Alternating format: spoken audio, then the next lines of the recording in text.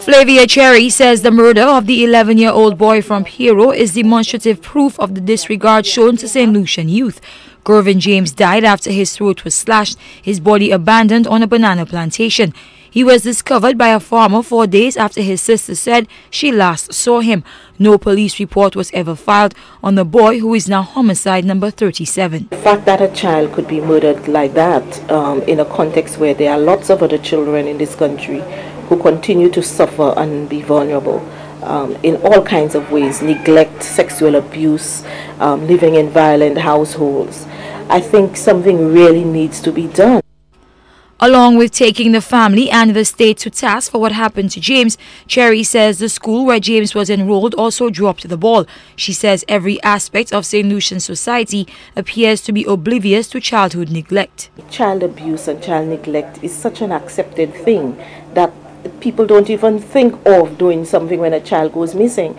Because, I mean, here you have a school where the child hasn't showed up. At least some teacher or the principal can make an inquiry, by the way, what's going on with this child. Or at least somebody in the neighborhood can say, but I haven't seen this child going to school. Or at least, by the very least, the family members should have alerted the police or somebody to what could be going on.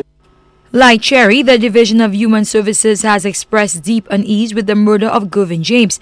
Senior field social worker Bevelyn John says his death brings into sharp focus the limited resources that are available to protect children. Human Services currently employs 8 social workers. Only 1 is stationed in Vieux-Fort. The issues of child abuse, neglect and abandonment is increasing in St. Lucia, and more reports have been made, and there's not enough support services. There are other agencies that also assist, but I feel that the division is actually overwhelmed at this point. The family case workers are overloaded and overburdened, and they need some more relief in the means of additional staff to help us do the work. Cherry is also critical of the current options available to the Division of Human Services. She says it is appalling the transit home for the youth is still in the implementation phase. A project that began over 4 years ago, the transit home would house 21 at-risk youth. We cannot continue to put vulnerable children at the hospital when they are not sick. We cannot continue to send them to the Golden Hope Hospital. This place is not even fit for animals.